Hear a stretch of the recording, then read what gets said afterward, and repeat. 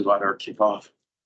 Yeah, so I think everyone here is a familiar face, or at least nearly familiar, and at least somewhat familiar with Eastgate as an agency and kind of as a subset of that Citizens Advisory Board. But I'll go into at least a little bit of a summary, a little bit of an overview, just as a refresher for all of us. So Eastgate, we wear a lot of hats. One of the larger components that we, or tasks that we kind of fulfill is as a metropolitan planning organization. So that's the transportation side of our agency. So we get funding passed down from the feds to the state to our office to do planning activities. So that's to do research, develop plans, come up with recommendations for all our local communities in Mahoning and Trumbull counties related to transportation. That's our roads, that's our bike and transit infrastructure, that's sidewalks and active transportation.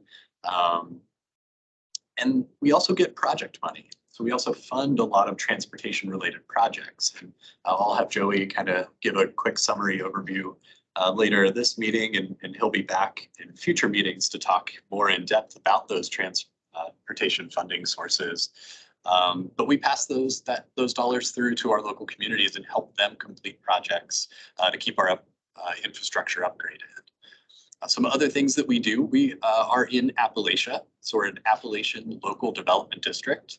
So that's Mahoning, Trumbull, and Ashtabula counties for that program, where we have access to federal and state Appalachian resources. So that's funding programs, that is other types of support and technical assistance that we can not only utilize ourselves as an agency, but also all of our local communities, we can help them access as well. Similar to that, in the same vein, is economic development. So we are an economic development district, which means every few years we go through an arduous process to put together a regional document for Mahoning and Trumbull counties called the Comprehensive Economic Development Strategy. So we'll have Mark Magazine from our office in at some point this year to talk about that, because that process will be starting up this year. So we'll be looking for some feedback for that document. But we'll also be able to access economic development funds through the U.S. Economic Development Administration. And it also gives us some leeway when we engage with the state in their economic development administration at the state level through the Ohio Department of Development. Another function we serve is the area-wide water quality management district. I have to cheat and look at our banner for some of these, because that one's a really wordy one. But that's our environmental side. Our environmental side is very closely tied to water quality work. So most importantly on that side is our 208 water quality management plan, which is a lot of words to talk about sewer and wastewater. So we establish kind of our planning areas for wastewater service in Mahoning and Trumbull counties. We work with both county health departments to develop language for wastewater prescriptions, which we can get into in more depth later this year as we look more into kind of the 208 work that we do and how all of that comes to light. But some of the resolutions that this board may look at and review are adjustments to those maps, to those facility planning areas, and to those prescription language changes that we see throughout the year. So as communities are maybe building a development that is outside the current boundaries of kind of a wastewater area, and we have to extend sewer service, that information comes to our office for review and to all of you to give us input on how that process plays out. Once we get to that stage, once we have an example of that, we can explain that more in depth. Stephanie Dyer from our office does an exceptional job, knows the 208 plan backwards and forwards better than anyone. Missing anything. We have a bunch of other funding sources that we have access to. Ohio Public Works, which is another infrastructure funding source. We're the district liaison for District 6 in Ohio, and along with that is the Clean Ohio Conservation Program. Those two funding sources are partnered. They flow through the same office at the state level, and we help our local communities access those funding sources. Clean Ohio is more on the conservation and environmental remediation kind of side, where there's like some stream restoration to do, purchase property for conservation purposes, things of that nature, whereas Ohio Public Works is more the hard infrastructure. So that's your paving programs in your small communities. That's your water and sewer work. And those funds are commonly paired up with our other funding sources. So a community may only have to pay for a very small portion of an infrastructure job because they come to our programs and are able to capitalize that money and make that their own local dollars go farther. So that's what Eastgate kind of is, a very high level overview of kind of the day-to-day, what we get into and dig into. Jim will kind of talk a bit about some of the more project specific stuff that we do, and even some of the special bells and whistle types of things that we get into. But in terms of what the CAB's responsibility is we kind of have a structure at Eastgate where we have a committee called the General Policy Board that is our overall decision-making body. So us as staff, we will make recommendations to the General Policy Board.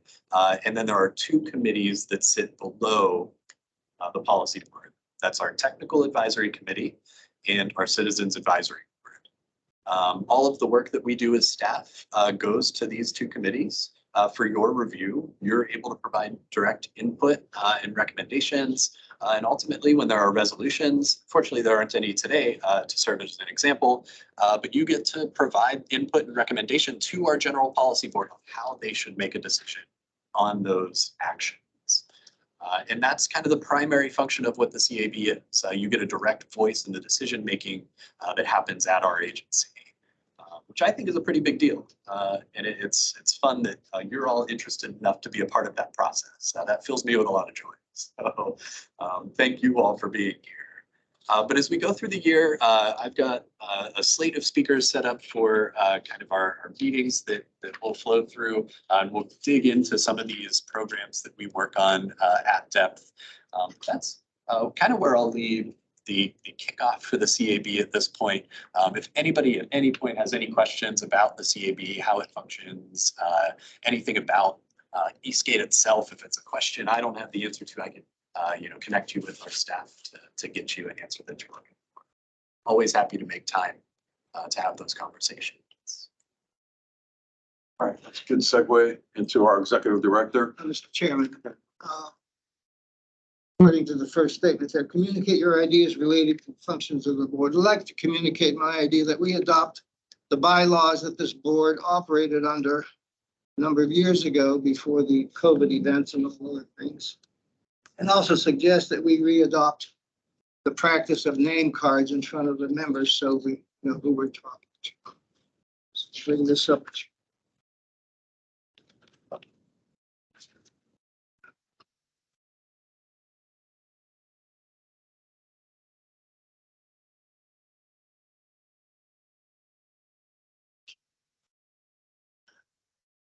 These are already effective. However, we should review these again. I believe I have this document digitally. What I can do is I can send it out with the meeting summary, allow everyone some time to take a look at it, make some notes, and we can come back and set it up on the agenda for discussion. For next month, yes, next month. Sure. So we're going to make a copy of that and return to you before you have a Fine. meeting. Make sure that's the copy that we have. All right. All right, with that, we'd like to welcome our executive director to talk about the agency, talk about our 2023 accomplishments and some thoughts on 2024. Yeah, thank you. Thanks to all of you for participating and making up our Citizens Advisory Board. It's very vital, as what Justin gave us an overview of what we do, but it's vital to have citizens to make up our communities. We want to hear what your ideas are. We love the comments and we take everything we hear in consideration when we do make decisions and take it to a general policy board. I can tell you, I can't believe this is I started my 9th year here at Eastgate. I don't know where that time went, but for those of you who don't know me, I had a 30-year career as an engineer for the Department of Transportation. I tell everybody the difference between that was you just want to build roads and bridges. What I enjoy here is just trying to help communities get off the ground and prosper and grow and just see where we can. I'm very fortunate to have a staff that's as eager and as helpful that we have here at Eastgate. Really like to thank Justin publicly now for just moderating and facilitating these discussions and leading this group, and certainly Kevin volunteering his time also here. So it's what I'd like to do every January is kind of go over where we were. I prepare these notes for all our committees and I presented them to, but this is my last committee that I haven't got in front of and get a chance to explain what we're doing. Now, again, I get long-winded and get excited, so somebody stop if I'm getting too deep. But if I gloss over something, please ask me because there's a lot of things going on. I really, we have a great relationship as a regional entity with our other regional partners, the Port Authority that Kevin represents, the Chamber.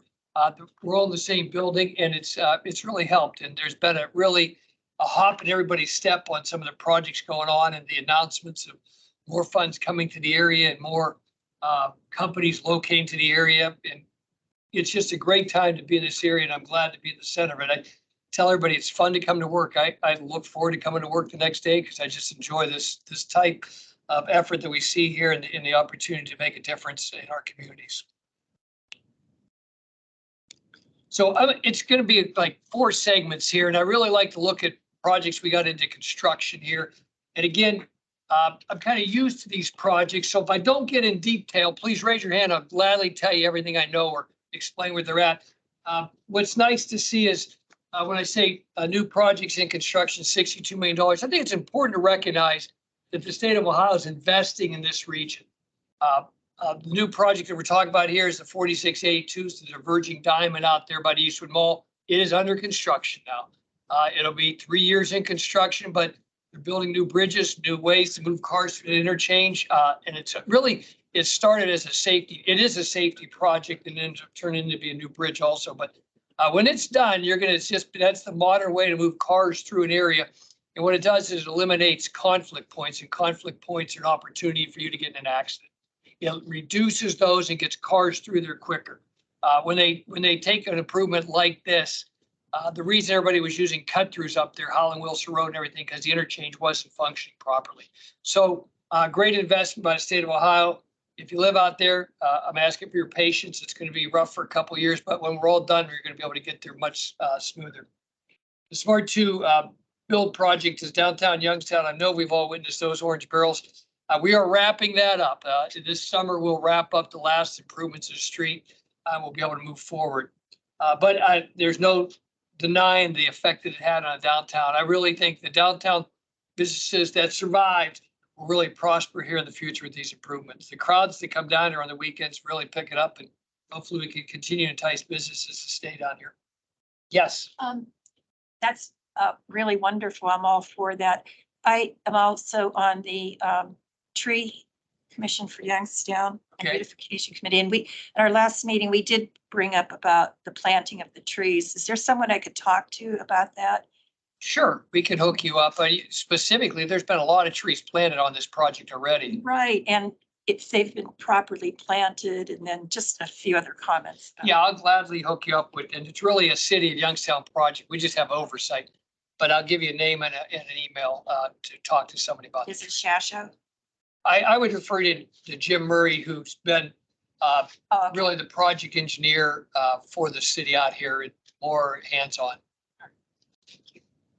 The other one I just want to talk about real brief, Western Reserve Road, the county engineer, the assistant to the county engineer was here today announcing that project's under construction, $12 million. That's the piece of Western Reserve Road from 680 to Market Street. Another great investment. It needs widen if you're out that way. It certainly needs widen. I'm glad to see something like that get off the ground.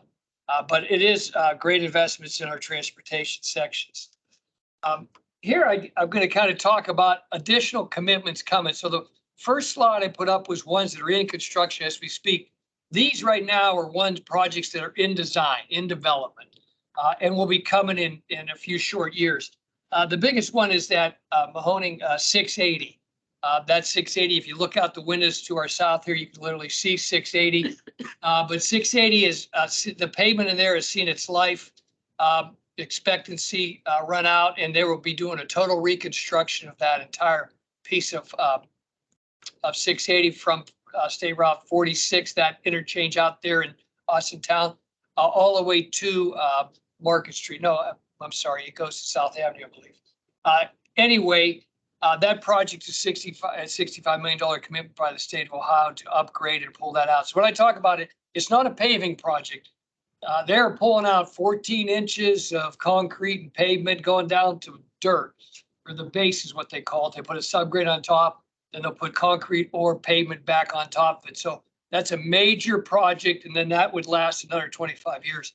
If you ride it now, you just see patches and patches and patches because it keeps blowing up. Because it's lasted as long as it could, but we'll be starting from scratch with new pavement. They're also taking a look at some of the ramps out there. There's a lot of ramps and a lot of access that causes accidents. It causes points of conflict. We're going to take a look at that and see if there's some, if any, that could be possibly eliminated. But a great investment. The next on the list is Mahoning 224. That's that corridor in front of the mall all the way down to the shops in Boardman. Every year, I think they're trying to look at something there. That's one of the most congested areas in the state of Ohio. It actually ranks #1 in accidents if you take that corridor. So there's some improvements coming out there to limit access into businesses and cut down some of the drives. You can kind of see the method that Amanda's on safety. You have to eliminate conflict points. And anytime you have a drive, somebody can run into you or you can pull out in front of somebody. So that's what the intent would be there. And again, to move traffic through there quicker. The next two are just our dam removals. They're still progressing as we want, just a little slower. I think like the world, we lost some time with COVID. But what happened there is some right-of-way issues on the Youngstown dams. The best part about those projects is they are fully funded. I hope to see some in Warren come out. There's 5 left. 1 in Warren, maybe 2 in Warren this year, and the 3 in Youngstown for sure next year. So we do want to get to the returning the river to its free flowing state. One by McDonald Steel that they weren't going to be able to remove Yeah. it. Are they going to be able to do that now? That's a great question. Thank you. That's the Girard Dam.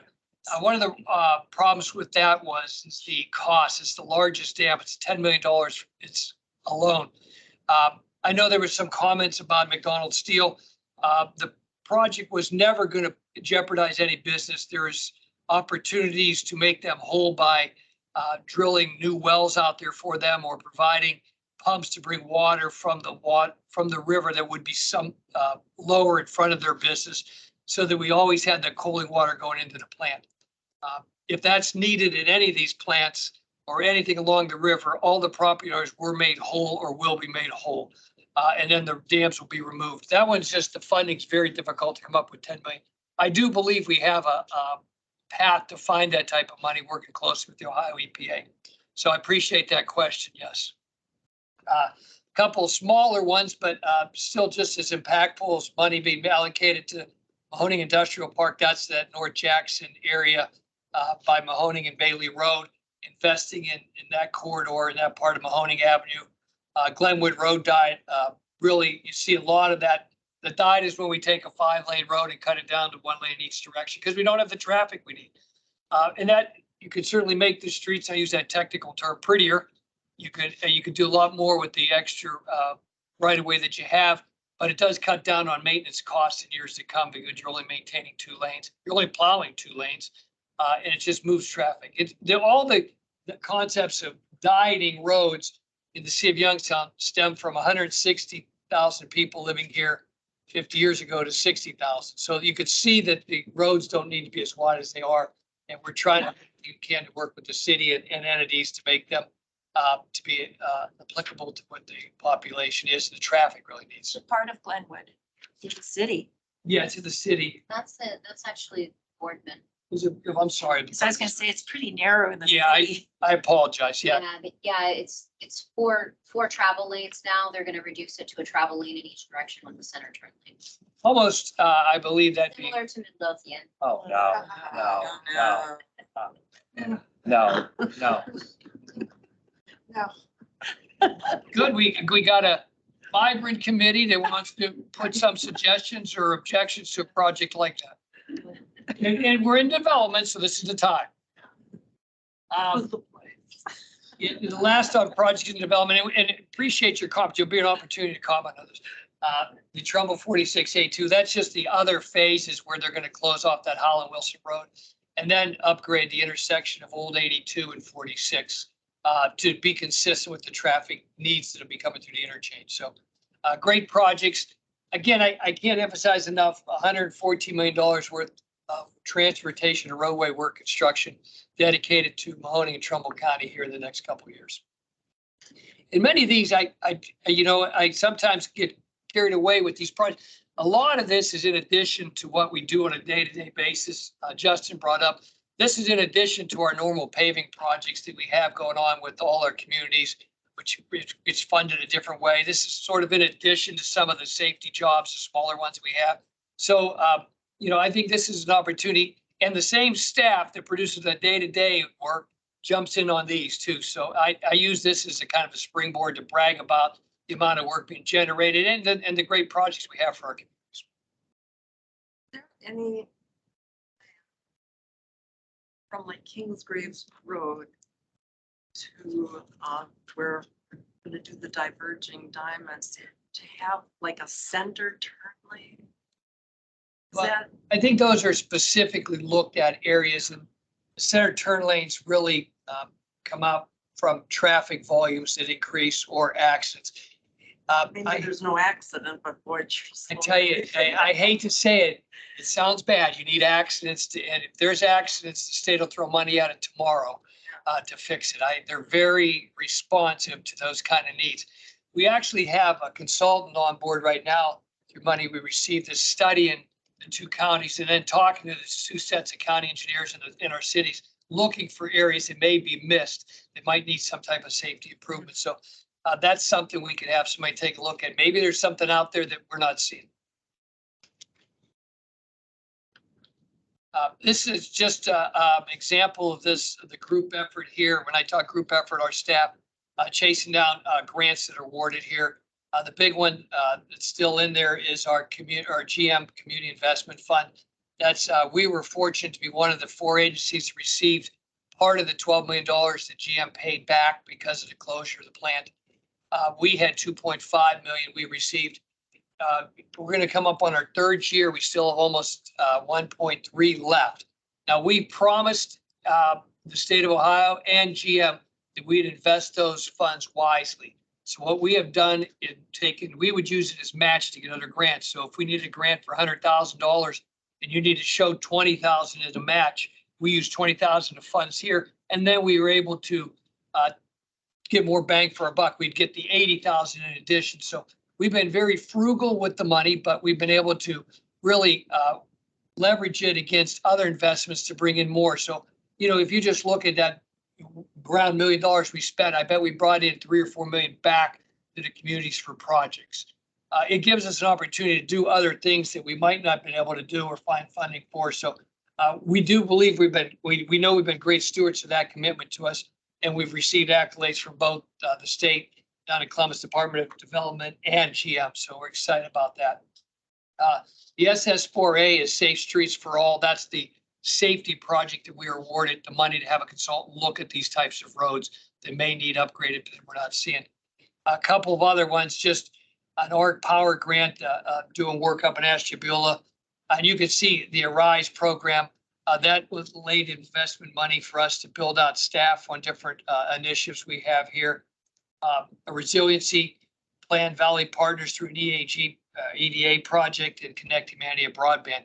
We have a lot of these are tied to broadband. We've been fortunate to be able to dive into broadband. I tell everybody, Eastgate is not funded to touch broadband, but we've been able to use some more GM money or have been successful in some grants because we understand the needs of people in our area to bring them up to speed to get them on the internet. We've actually hired a gentleman. He's our contract employee, Steve Kristen. He's been helping us a lot with these initiatives. And you have to bring, it's not just getting service to people because everybody thinks, well, we don't have service here or slow service. You know, we got a program now, and if you see the headlines, we took $50,000 of our GM money and invested in Oak Hill Collaborative because they got programs that teach people how to use the internet. We got pockets of people out there that don't even know how to get on. So we thought we'd put our money where our mouth was, and we've been chasing out money to get internet to areas that don't have it, get higher speeds to areas that have very slow speeds. But now we wanted to invest in a local entity, nonprofit that's trying to help people use the internet. I mean, if you can't get on the internet today, you can't find a job, you can't find where the transportation needs are, you can't be updated on anything. So we were able to steer some of the money, and so some of our cities steered. So there's a great initiative by Oak Hill where they call it neighborhood workshops. They're going to set up in a couple of churches in Youngstown and Warren, and say on a Tuesday morning and a Wednesday evening, they're going to have classes to teach how to get on the internet and how to utilize the internet to their advantage. So a great investment. A couple of things that we got going on as we speak right now.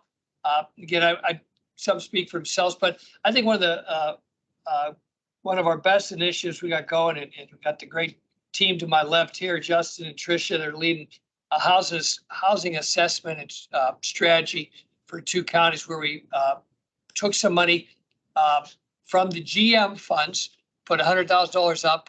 We got $100,000 from the Youngstown Foundation, and we were able to bring on a consultant, Greater Ohio Policy Center, also subbing some work out to an agency or an entity called the Reinvestment Funds. They're doing an assessment of our housing needs in Mahoning and Trumbull counties, and then going to give us a strategy and implementation plan. We talk about these companies coming to this area. We got a repopulation effort trying to get people to stay here, to bring people back here, and to bring immigrants over to here to grow our population. But we have housing needs for anybody that does return, and then we have housing needs for the people that are here. So not only is that an opportunity to look at new housing or finishing developments that are out there, it's also an opportunity to get into neighborhoods and find blocks that are empty and possibly attract builders to build there so that we can turn around and grow our existing neighborhoods. Just a quick fact, 1 second, I'll give you a quick fact here. If it costs you $100,000 to build a house, a builder to build a house in Youngstown, it costs $100,000 to build one in Columbus. You can sell it for $200,000 here. Columbus, you can sell it for $300,000. The builders all told us, why would I build a house here? So we have to learn, we're working with the state of Ohio and other entities to find incentives, tax credits, tax breaks to get builders to build houses here. Another builder we talked to, if we can incentivize enough, looks for neighborhood schools that are no longer utilized, that probably been knocked down. If they don't, they'll knock them down. Take that city block and turn around and build 40 to 50 multifamily use housing units in there, then put people in, then sell those houses off at a reasonable, affordable rate. They've been in 16 different states doing this, and every time they put one of those developments in, the neighbors around there all try to invest in their houses and grows the neighborhood. So it's not a focus on building a new development in North Jackson or Columbiana or wherever. It's focused on inner city. It's focused on our neighborhoods that we have existing too. So you had a question. Will that be in partnership with YNDC? They're part of the team. They're part of the listening committee. Because that's what we're working on. Yeah, we have a group of stakeholders. We had one stakeholder meeting at the end of the last year, and we have another one coming up in February. But we welcome participation by everybody. It's going to be a huge lift. Okay. Yes, sir. Have you talked to the Shoot and Tube homes in Camel that the owner is looking for investment, to rehab those one single home? I believe that's all being looked at. That team said when they got the contract, said they'll be on every street in our 2 counties, making suggestions, doing assessments, and helping us develop a strategy. Again, it's not just looking at one level of housing, it's looking at all. Yes, sir. So when do you plan to be ready for a report with the house. Great question. Thank you. I believe it was a 6 to 9 month study. We hope to have interim findings by March or April, then probably conclusion of the report late June, something like that. I know we have a lot of people very interested, a lot of realtors and a lot of builders want to see what we have coming. So we're confident we'll have great results. The only other one I wanted to just touch on, because it is a big deal.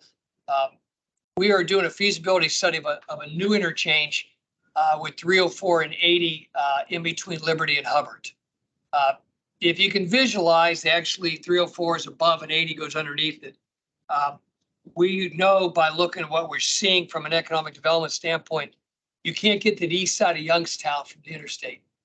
62 dead ends in Albert Street. It was never continued. It was supposed to be the Hubbard Arterial, and that's a dirty word at the Department of Transportation. They spent a lot of money and went nowhere. But that was 30 years ago too. So we're looking for some connectivity to the interstate to help the neighborhoods grow, to help industry move in over there. We have businesses and we work closely, like I said, with the chamber, looking for land, and there's vacant land out there. So we feel, and the state of Ohio is working with us. They're the ones that put up money towards this, that if we can turn around and get a new interchange. Now, I'll be honest, it ain't coming tomorrow, but you got to start somewhere. I think the best case would be a 5 to 7 year plan to get that thing built. But if you can get that in, if you ever are playing around on Google Earth, you got to zoom in on this, because you can, a mile off of that where a proposed interchange, you get to 62, and then you could be in the east side another half mile. So it really would open it up if you're really looking for more of a longer range plan for us here. So I think it's nice to have things we're attacking, things we're studying, and things that are out there. But if you don't start today, you're never going to get it. So we are working closely with the Department of Transportation. That one. Sure. My understanding, correct me if I'm wrong, my understanding is with interstate highway planning, you want your interchanges to be at least a mile apart, so you don't have problems with traffic conflicts. Yes. How far away would this proposed 80 and 304 interchange be from the Belmont Avenue interchange and the Truck World interchange? Yeah. I don't have a specific distance, but it's more than a mile in each direction. Yeah, if I could jump in real quick. It's about 2.5 miles from the Hubbard exit, just from using the measure tools on Google Earth, and about the same distance. So it's about equidistant in between Hubbard and Belmont Avenue. So I'm 2.2. Great 2.5 question. miles. Great observation too. You're exactly right. Because if you're less than a mile, you have what you have on 680 right now. You have cars always coming on and always getting off. And that causes problems. But that's a great question. That was sort of the first thing we had to vet through to make sure you can make it work. Thank you. Couple of initiatives, just summarizing.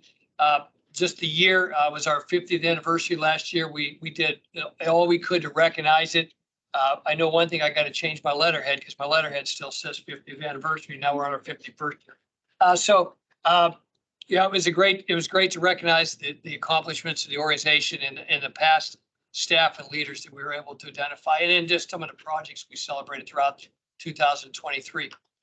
We also had our annual meeting last year after a couple-year hiatus because of COVID, which we also recognized and celebrated our anniversary. We're back on doing the annual meeting here to bring our communities together.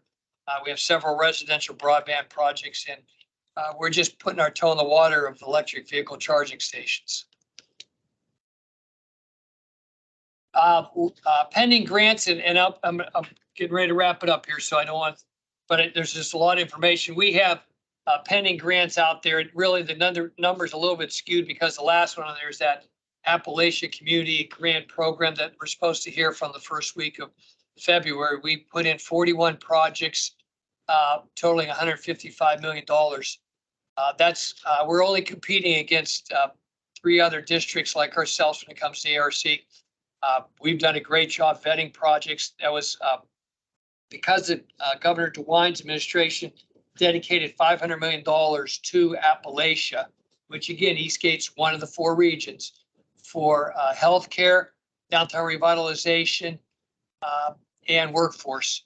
We reached out to all our communities. We went through a process. We had over 70 projects submitted to us. We vetted those, would line up and meet the criteria, and then got it down to 41. and we put in for 155 million. Will we get 155 million? I hope. I don't think we will, but I think we're going to get a lion's share of that. And we have great projects to really continue to build off the effort of the downtown areas. There's money invested in every downtown along the river. This takes care of other projects that we talk about repopulation. It's creating a welcome center that we can start that process for immigration. It also puts money to the downtown peninsula project that the city of Warren is talking about building townhouses and creating a sub-community of the downtown area, which is exactly the spur and development that we need. So there's 41 projects. They're all listed on our website if anybody's that interested, but it's an investment in all our communities in 4 districts or 4 counties. I'm sorry. We actually have a project from Columbiana County. So we went over one of his Eastgate's boundaries and got a project down there. So we look to be able to report on that shortly. Hopefully we're celebrating at the next meeting here, but we're supposed to hear the second week of February. We are advocating and talking to everybody we can about that so that we can be successful. I wanted to ask about rail there. And you correct me again if I'm wrong, but I seem to remember that it's very difficult to get a train from Youngstown to Cleveland. And that's because we're missing about 3,000 feet of curved track that used to exist in Ravenna. It's called the Ravenna Connector. And, you know, that obviously is outside of Eastgate's area. It's outside of the Mahoning Valley.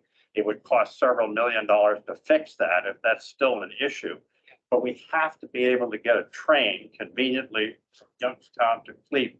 Yeah, a great comment. I'm going to look into it. I can tell you that it's listed because we actually hired a consultant out of Philadelphia called Strategic Rail that's has expertise in rail. We asked them to study our Mahoning and Trumbull area and go east and west and to take a look at the corridor from Ashtabula, from really Lake Erie down to the Ohio River. And we wanted opportunities to improve those logistic corridors, whether it's rail or truck routes, whatever they see. You hear me say, if we don't know the answer, we hire experts. I don't pretend we know everything. We brought on a high-end team. They've already made some recommendations. We're supposed to conclude that here in the next couple of months. I'll note that, Pete, and I'll bring that up too. Yeah, please ask them about the Ravenna. No, It's still relevant. Yeah, no, that's the easy one, because when I talk about rail, I don't know a whole heck of a lot, so I needed a good question. Just to pipe up, several of us here are members of All Aboard Ohio, Okay. and we've been looking at that Ravenna connection pretty seriously. But the other concern of ours is the focus right now seems to be, after the 3 Seas and D project, is building a station in Columbiana, which would totally bypass Youngstown, Ohio. And we're not for that, but that's just something to be aware of if you're not already aware of that. And I know some powers that be are looking into doing that, and we don't want that. So I hope to have more information the next time we meet. I'll gladly dig into that. Well, the Columbiana station makes sense, I think, because that is the route of Amtrak's Capital Limited that goes from Chicago to Washington. I think it comes right through there, doesn't it? It goes, through all those towns. I mean, Salem, Latonia, Columbiana, I think, East Palestine, that's the main line, isn't it? I think you're right. And I don't want to discuss details. It's just that it's once again ignoring Youngstown for a smaller community, like we have with Alliance, Ohio, with the Amtrak station there, which is pretty useless. Well, it's in the middle of a freight yard and it has no 3 o'clock in the facility. morning and no It's like facility. no restroom, nothing there Yeah. at the Right. Amtrak station in Alliance. I mean, something should be coming through Youngstown.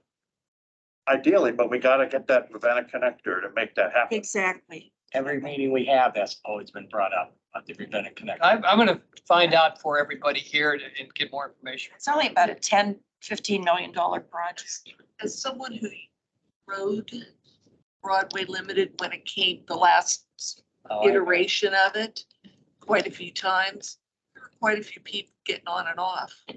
Youngstown was a tropical station. Yes. I don't know why they eliminated Youngstown and gave the Alliance the nod. We don't know why. Yeah. It was Yes. Well, because you can't get from Youngstown to Cleveland conveniently, okay, and you want to serve your population centers. And I think also that Broadway Limited that came through Youngstown and Akron, it was a New York to Chicago route. It carried US mail, and there was some loss of the contract with the Yeah, I post think you're office or right. something like that. Yeah, if I remember. Doomed that correctly. train. It ran from, I think, 1990 to 2004 through Yeah. Youngstown, stopping in Youngstown. Yeah, it did have to do with the mail. I think you're right. Although I don't think the mail part of it was really in all essence profitable, but that's what they like to say. Yeah. But, yeah. We're having a housing deficit and we also have a deficit with healthcare facilities. I'm not talking about per se like urgent care facilities, but inpatient hospital facilities. Does your plans involve getting those in place before bringing additional people into the area because we're already at a deficit with what we have here? That's a great question. Actually, somebody asked us if you're working with the cities and communities about amping up additional services because the population, well, my comment is, that's a great problem that we hope to have to work and tackle because we've got to get the people here too, but it's on the radar. We work closely with Mercy Health because they're right up the street with us. We work closely with all our communities, so it's out there. It's not a lot that Eastgate could do other than make people aware of it, but I think that health community is talking about all this too. I think it's a great observation because it was brought up. I work in healthcare. I work for Mercy Health and I'm also very active in the city community and I'm anticipating when you talk about bringing additional people here, that we have the facilities and the places to put those people because it's a struggle right now for people. I mean, we've had people laying in the hallways in our emergency room for the last 2 weeks because we don't have enough staff. We don't have enough beds, and when you're bringing in masses of people additional to what we already have, it makes me wonder, is the quality of life going to suffer for the people who are already here? That's a great question. Thanks for what you do too. I did hear, a good friend of mine's Dr. Beck, who's explained to me a lot of the log jam in the emergency rooms is people coming in with toothaches because they want their opioids. So there's an initiative out there. We were hoping to include it in that one grant we asked. We're still looking for other opportunities, but I would think that Mercy Health eventually will find, or actually it's going to be NeoMed that's going to find the money. But with NeoMed now getting the school of dentistry and starting next year, and then in 2 years, they want to get students out. And Dr. Beck's vision is to get students in facilities in our 4 counties, Columbiana, and setting up pop-up dental clinics so that you get it to a point where if you come to the emergency room and you have a toothache, they have an appointment for you tomorrow and somewhere else. Now get out of the emergency room, and treat the people that are coming in looking for the opioids. If they really do have a toothache, send them to a dentist versus clogging up the emergency rooms. You would know it much better than me, but I've heard that's been explained to me that that's the biggest log jam in an emergency room is people coming in with a toothache. Well, I think if we could concentrate on getting some smaller urgent care facilities per se here in the city limits, because there's nothing in Youngstown proper where you can get on a bus and go and get a common cold or stitches or minor things. There's one on Glenwood now. But part of the downtown projects is the old Silvers building where there's somebody wants to put a quick bed in there. So Well, that's a good idea. I agree. I agree with everything you said too. Thank you. I just looking down there, I think we covered that. This is fun. Oh, this one, this just kind of talked about, and I think I covered most of these. These are how we invest in our GM funds. And it probably goes into more detail than we needed here, but I recognize that I had to explain this to our finance committee too. So it's the same presentation, but these are the funds that we use from the GM where we were able to invest in YBI for smart manufacturing, the Chamber for Logistics Council. We used $100,000 of that money to start the housing study. Now, again, we matched it because Youngstown Foundation just gave us $100,000 to match ours. So you could see the method to our madness when it comes to this stuff. We're using the Warren Live Zone. They want to improve the corridor from Lordstown to downtown Warren. which businesses are all over looking for better traffic patterns. That was the $75,000 we're going to commit, and EDA is going to match us with 75,000. And then that feasibility study I talked about, ODA put 250,000 into it. We matched with 100. So again, good stewards of the funds that were made available to us and being able to leverage it and gain additional investment in these projects. Agency update again. We started, and I'm sure you're aware that Justin's our director of planning. We lost our director of planning, our director of transportation to retirements at the end of last year, and then in last May. Stephen's taken over there as director of transportation. I'm sure he'll be addressed as committee at one point, and then Justin is our director of planning. We got a new transportation planner. Joey just started January 2nd with us officially full time. He was an intern with us for over a year. And we've also a couple of things on the agency. We've undertaken a compensation study to make sure that we're creating the best wages and best benefits to keep people here. I tell everybody the retention plan is not who's going to replace me when I walk out the door, and I don't plan on going anywhere for a little bit, but it's to make sure you keep the entry level, the mid-level people, show them a pathway to a career path, and you keep them energized and keep them diving in and keep training them so we can develop a vibrant agency that we have right now. And then some of the things we're doing, we're upgrading these lights in here. They drive us crazy. They're good when you sit here. You stand up, there's a shadow from my chin up. That's coming the 23rd and 24th of this month.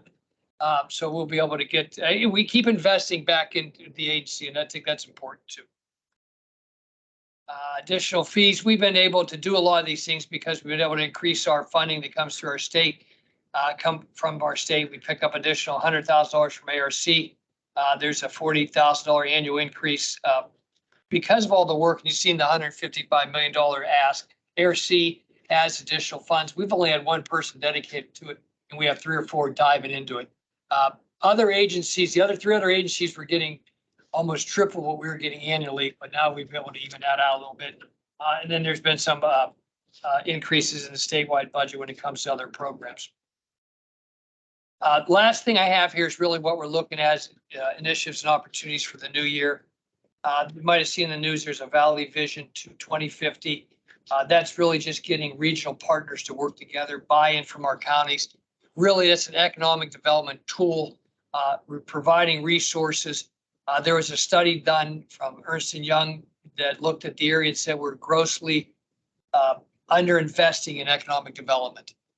When it comes to businesses, area businesses, when it comes to local communities, we have too many acting in silos, investing and nobody working together. They showed us a path, a strategic plan, and how we can become more successful. We work together and get more investment. So that's part of what's being rolled out now is that. Couple of things is the regional repopulation implementation plan I talked about.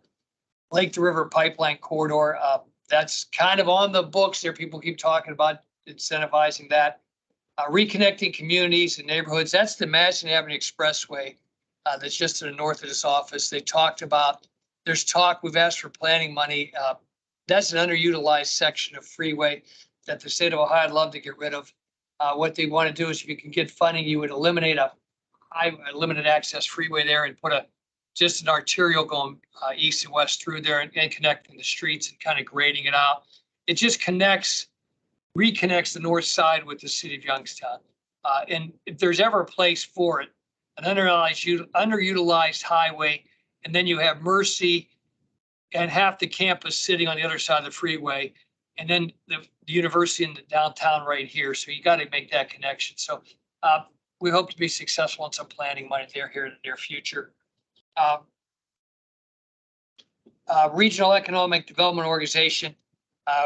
That's more of a chamber initiative we clearly support, but that's just trying to get additional funding from Jobs Ohio for some economic development projects. But I think if I kind of just summarize there, I think the most important thing is the regional partnerships we have, and finally, communities working together.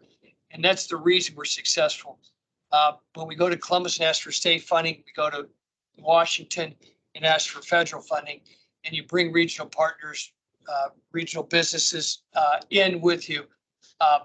That's the first thing the legislators bring out to us, that you guys are finally working together. You have a unified vision and you're trying to get there. So the we've been able to get the funding more readily.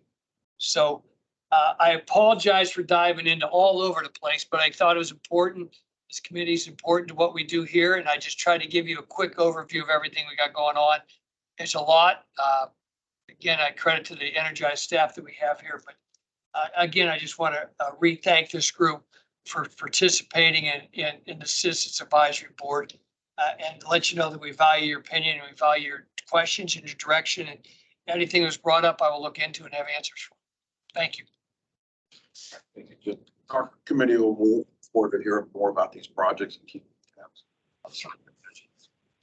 Tricia, I know we didn't leave much time for you, but if you want to talk about the 425 plan.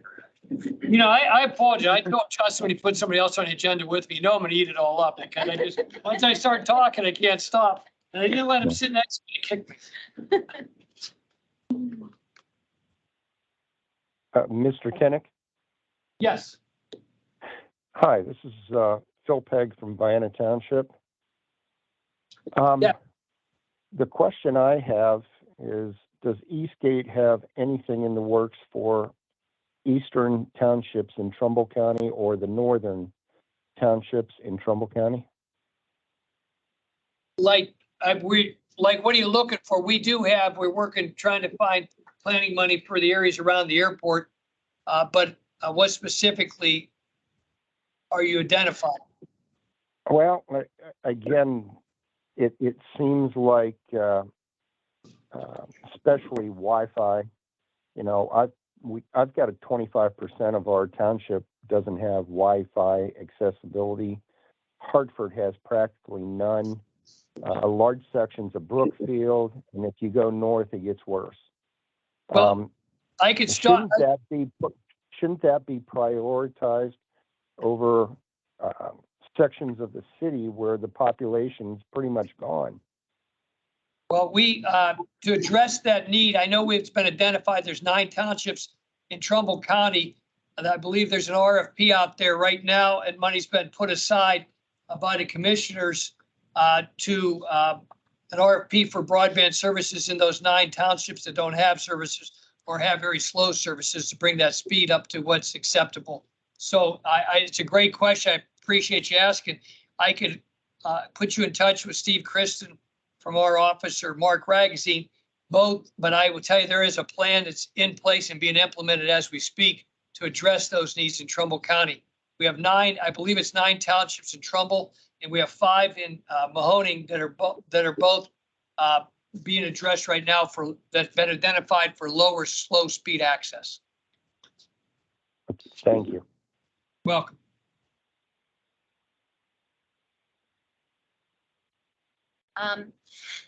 So I just wanted to kind of do a brief overview of the planning grant submissions that we received this year.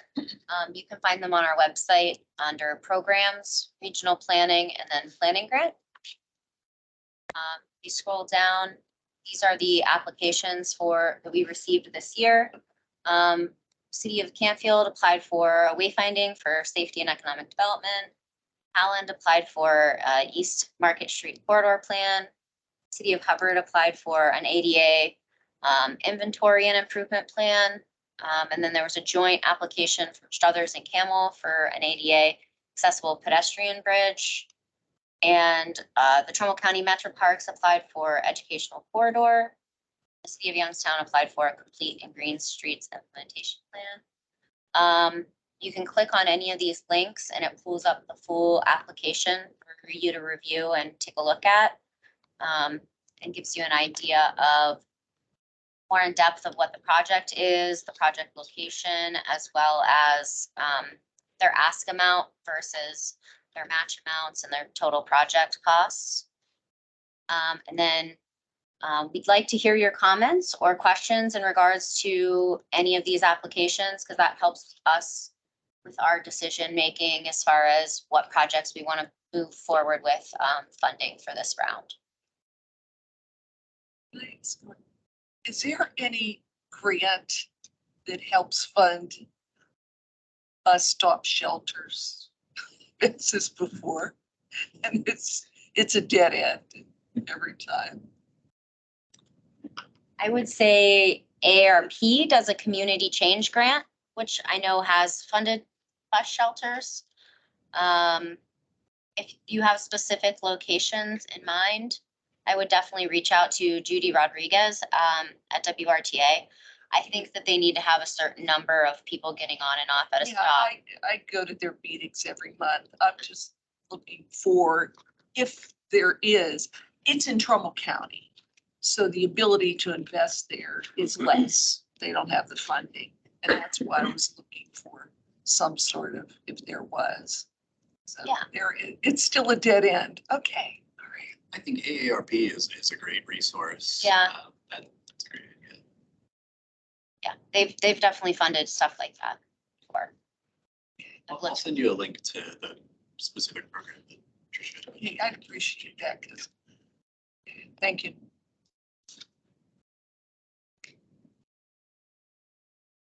I have a question, and it may be beyond the scope of your presentation, but I'm looking way out beyond the horizon here, beyond anything that's on this sheet of paper here, on this projects list. And I've talked about these issues before.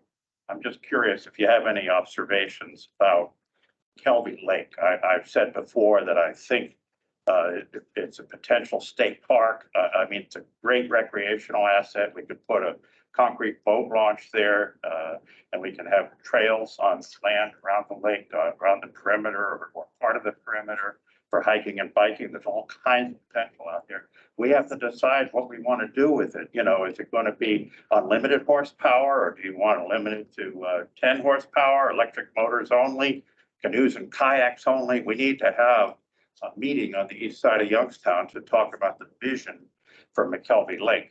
And then briefly, the other thing is, in my neighborhood, I'm wondering if you've had a chance to take a look at my very specific proposal for the Cornersburg Model Walkable Neighborhood Project. There are quite a few elements in there that I won't get into, but I'm just wondering, you know, if you have any observations about these longer range ideas. Yeah, I mean, I'm happy to explore those ideas. I don't know. I believe McKelvey Lake. City asset. They're both in the city, Cornersburg and McKelvey. I had thought I had heard that it was privately owned. At one point it was, but they- Okay. McKelvey They Lake? did, yeah. Well, it was. It was transferred from Aqua, Ohio to the city of Youngstown. And the lake and the land around it is all city property now, from what I understand. So let's get going, doing something with it, you know? Yeah. I think the mayor wants that too. Well, it's on the back burner, apparently. I'm not hearing any talk about McKelvey Lake now and about the potential for recreational facilities there. I would recommend reaching out to Clement Franklin at the city. He's I have. okay. I've done some research on that a little bit, and believe it or not, Ohio Edison owns a lot of the land around that. Well, they should be a willing partner in any park development there. Why not? It's good PR for them. We kind of had them a little detour around that might have to simmer down a little bit after that little I'll find out about thing downtown. Yeah. Not be amenable. Yeah. A little Cornersburg proposal. I shared that with. We are their favorites. So. As well as Austintown Township has a new township administrator, seeing the Cornersburg abuts both communities. I shared your proposal with them, so that they are aware that, you know, there's some thought that's gone into that. Unfortunately, we didn't see a project come through planning grant on this round, but potentially for future. Yeah, and well, it also involves Canfield Township and Boardman Township, because after all, it is the four corners where all those communities, Youngstown, Austintown, Boardman, and Canfield meet. And I will say there is a Safe Routes to School project that is happening in that area near Kirkmere Elementary and St. Christine's, and that is supposed to happen this year. So there'll be some sidewalk and accessibility improvements, crosswalks, that sort of thing. Thank you. All right, here are no further comments. General Policy Board, that's in March, so we'll get more into that, next month.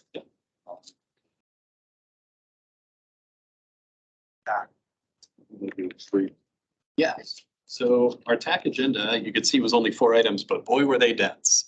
A lot talked about, Tricia talked about the planning grant applications, which she had just explained to you all. So please feel free to dig into those applications. Let us know your thoughts so that we can make the most informed decision on how we prioritize our funding to make those planning projects happen. Up next after that, Stephanie Dyer gave an overview of the Little Yankee Run non-point source implementation strategy plan. That's a lot of words. Sometimes it's abbreviated as NPSIS. We call it lovingly NPSIS plans. But if you're familiar at all with watershed planning, that we used to call them watershed plans. The state has adopted this more technical terminology because they've kind of grown those plans at a higher scale than what they used to be planned out before. But all that to say, this plan is now final. This plan kind of as a document goes through what a NPSIS plan actually is, where it summarizes the characteristics of a watershed. It discusses the causes and sources of water quality impairments, digs into the chemical and biological survey results, looks at brownfield assessments in the planning area, identifies critical areas for improvements, goes into some stakeholder input, really digs into those specific impairments and develops implementation measures to address those impairments. So what this plan in particular had found, and Little Yankee Run, for those of you that may not be aware, is in the Hubbard area. So there used to be an old steel mill called Valley Mold in that area. They had a low head dam on Little Yankee Run proper. That dam still exists and was identified by this plan as a primary impairment for water quality in this watershed. So that low head dam was identified as something that should be addressed and removed in order to improve water quality. Some other impairments that were identified are sedimentation from urban runoff. So as development continues to occur in the area, more sedimentation occurs in the stream. Which causes issues not only with water quality, things like total dissolved solids, has impacts on oxygen availability, but also impacts habitat along the stream bed. And also elevated bacteria levels, and that typically comes from the further more rural out areas where you've got more agricultural activity, an impact there, causing those elevated bacteria levels. So with that, goals and objectives are set for each of the critical areas that are identified by these impairments. One of the largest projects to come out of this plan is the removal of that former Valley Mold Dam. So Eastgate has been working with Elwood Aluminum, who is the current owner and occupier of the site that owns the actual location where the dam is in the stream. And they're willing participants to this point. So we've connected them with Ohio EPA, identified a funding source to make this happen. And we're pretty hopeful that we'll be able to remove this dam as a part of our kind of dam removal and water quality improvement efforts. So this is just one more where we've set this kind of process, identified a new location, and are executing and looking forward to implement another project where we can make these kind of changes. So we'll have Stephanie in later this year to talk about some dam removal projects and make sure she covers this one, because this is one that kind of isn't along the Mahoning. It's not one of the priority, like major ones that we've been focused on. And it came out of some of our other work. So that's really exciting.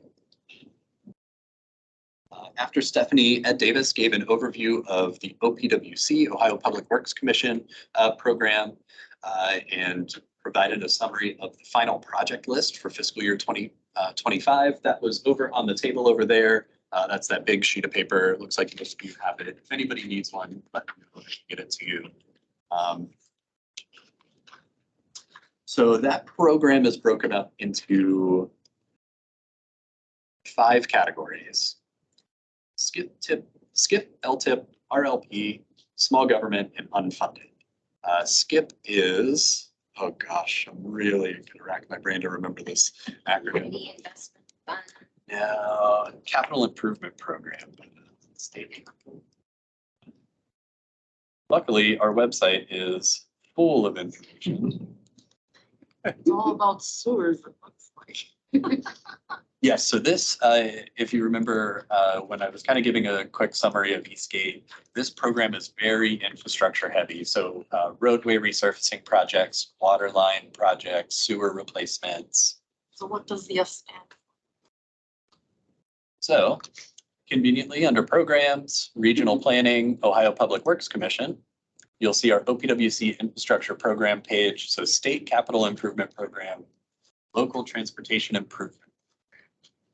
Those other funds that are broken out on that sheet, RLP means revolving loan program. Small government is another program created by the state through this where small communities that may not be able to put together projects that compete with some of the larger communities are still able to access this funding. So it's a way to kind of balance the scales, be a bit more fair in the distribution of the funds, and make sure that projects happen in communities of all sizes, regardless of their internal capacity to put together match funding or otherwise. So the other thing of note on that list is you'll see some projects that are listed as contingency. What that means is those projects are eligible to be funded. However, we need to wait for some other projects that are being completed to actually be closed out. Oftentimes projects come in under what they're estimated at. So money ends up getting returned to these programs and we're able to fund more projects that we have an allocation for. So you'll note that some of those projects are listed as contingency, and that's kind of how that plays out. And lastly on our TAC agenda was an update from our ARC program, which is Appalachian Regional Commission. Kathy talked about Eastgate's Appalachian Community Grant Program application. Jim also had mentioned it in his summary presentation. We submitted that application December 8th, $155 million request for nearly $500 million in total project cost. So an incredible capitalization on those grant funds should we be successful. We should hear back early February for a response.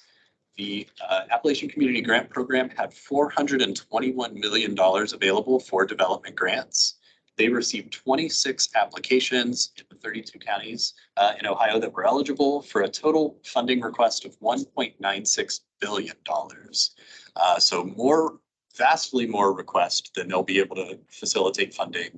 But we're confident that our request was reasonable. Our process was efficient, and we came up with the best projects possible that they want to see happen. So we're confident that we will get a majority of what we asked for, and we'll only have to wait a couple more weeks to find out. So that's kind of the good thing. Lastly, on the ARC side are summer learning opportunities. There are 2 programs that federal ARC runs for middle school students, high school teachers. The details of that, I'll include a link in the meeting summary. If you're connected to anybody in the education sector, if you know students that would be interested in these types of things, one is called the Appalachian Entrepreneurship Academy, and the other is called the Appalachian STEM Academy at Oak Ridge National Laboratory in Tennessee. Both tremendous programs. We always have representation from our local area, but would love to grow that and see more kids from our region participate in these. So if you have any connections, please share this information with anyone you know that's kind of works in the education. That's a lot, but any questions? Just to summarize our leadership for 2024. Elected chair, thank you. Genevieve and Greg will continue to be our Trumbull County representatives to the General Policy Board as grown on the Mahoney County side. We have 2 open positions, one for vice chair, we really need a backup, and for alternative county representative to the Policy Board. If anybody's interested, please provide your name to Justin and we'll present that to membership in the proper manner. We do have a couple membership applications that our membership has to approve. Justin, you'll put those on the website and we'll go through that. As we said earlier, there is no resolutions for passage. Any additional questions or comments? Just two, maybe just two brief questions about Youngstown corridors. Is there any news about the Belmont corridor and any news about the survey from the Youngstown Poland Road corridor? Yeah, so we had around 180 responses to the survey that we did for Youngstown Poland Road. That's pretty good, isn't it? Not bad. We sent out 1,800 postcards, so I was hoping for more Yeah. responses, but yeah, still pretty good responses. And I'm working on sorting through all of that data and working on making some recommendations for the corridor that we'll do a stakeholder meeting where I'll discuss those with a lot of local officials. And then we'll do a public meeting to kind of present some of those recommendations to the public and see what kind of feedback we get for that. So. In Belmont? Yeah, so there's a coalition that meets called Building a Better Belmont. We've been meeting monthly. They did apply for an EDA recompete grant for Belmont. I don't know that we've heard anything back yet in regards to that. And yeah, we're just continuing to try to work towards doing promotion of businesses on Belmont. And I think that's kind of the direction we're going to go initially. We talked about building relationships with business owners to help build trust there before we can probably make some of those other more tangible investments, I think, along the corridor. Because there's a lot of people that want to see some of the asphalt and stuff and see more greenery. But that kind of may interrupt some of the business. So. Thank you. Any other comments? So one thing, Joey gave an overview of some of our transportation infrastructure programs at our TAC meeting today. So he stuck around for you all. So he'll kind of cover that and he'll get more depth in later months, but he's got kind of some. Keep it really quick. We had two funding programs that we had applications due last month on the 15th. The first of which is the Surface Transportation Block Grant Program. That provides flexible funding for roadway projects, highway, bike ped projects. We had 13 applications submitted from 6 applicants. We're pretty confident we will not need a committee to make these decisions. I believe, not certain, we will be able to fund all 13 projects. So we'll look forward to having that recommended list of projects during April's meeting. Second program is TAP program, Transportation Alternatives. We had 7 applications from 6 applicants. This one we will need a committee for, so we are getting those invites out next week to our people, and we will review these applications and score them to give a recommended list also during April. That's about it. Only other thing coming up for next month. So as all of you know, there was a census done in 2020. That data has finally kind of materialized and been reconciled, and it's pretty good, I guess. But there are always impacts after a census is done. There's changes to how boundaries are drawn, changes to how statistics are calculated.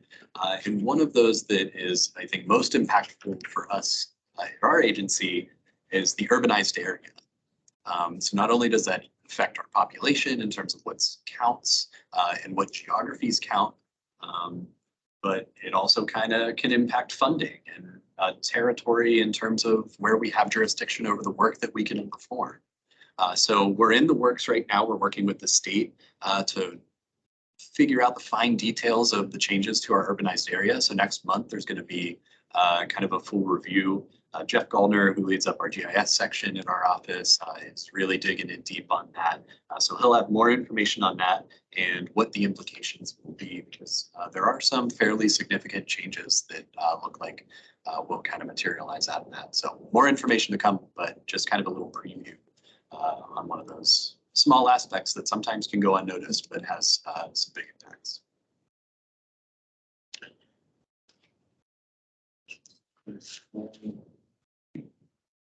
You can see at the bottom of the agenda, just all of our dates of our meetings throughout 2024.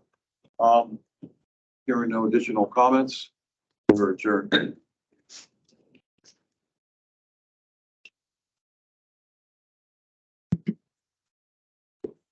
Spot. I'm